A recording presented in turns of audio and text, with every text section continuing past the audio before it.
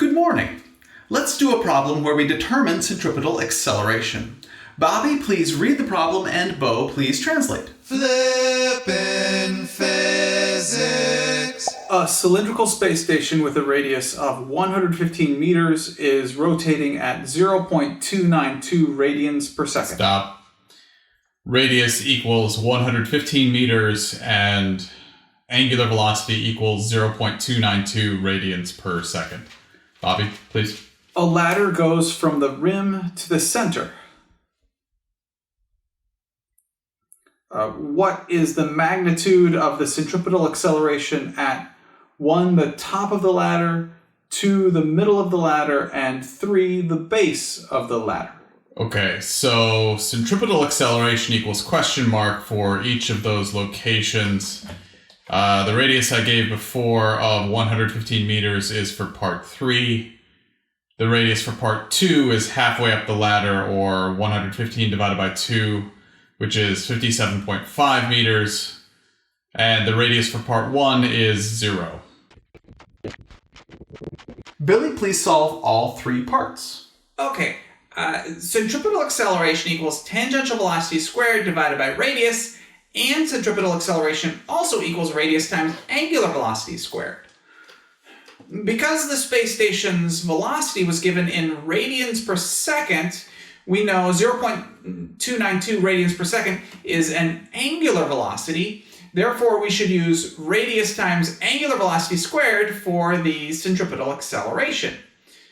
For part 1, that means the centripetal acceleration equals 0 times, well, it doesn't matter what the angular velocity is, the centripetal acceleration then at the top of the ladder equals 0. The centripetal acceleration for part 2 equals 57.5 times 0.292 squared, which is 4.90268 meter radians squared over seconds squared, and radians have no units, so it is just 4.90 meters per second squared with 3 significant digits. The centripetal acceleration for part 3 equals 115 times 0.292 squared, which is 9.80536, or 9.81 meters per second squared with 3 significant digits. 9.81 meters per second squared. Nice one, Mr. P. The acceleration due to gravity here on planet Earth. Nice.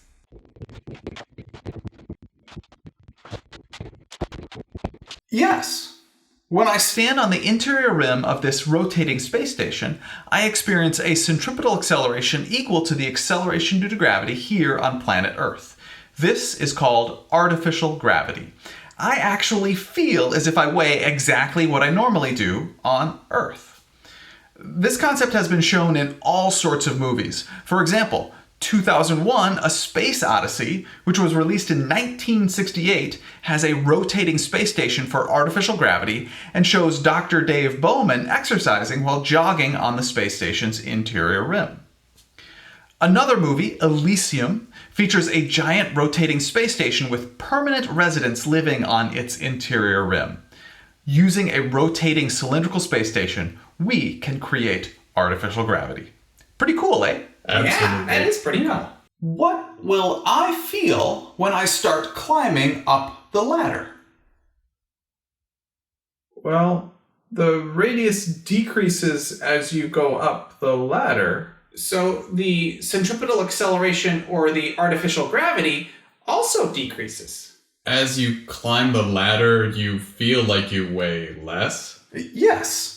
As I climb the ladder, the centripetal acceleration, which is causing the artificial gravity, decreases, which means I feel as if my weight is decreasing. But then, what happens at the top of the ladder when I let go of the ladder? You just float there. Exactly. Because there, the centripetal acceleration is 0, I will feel weightless and will, relative to the rest of the space station, just float there right next to the ladder.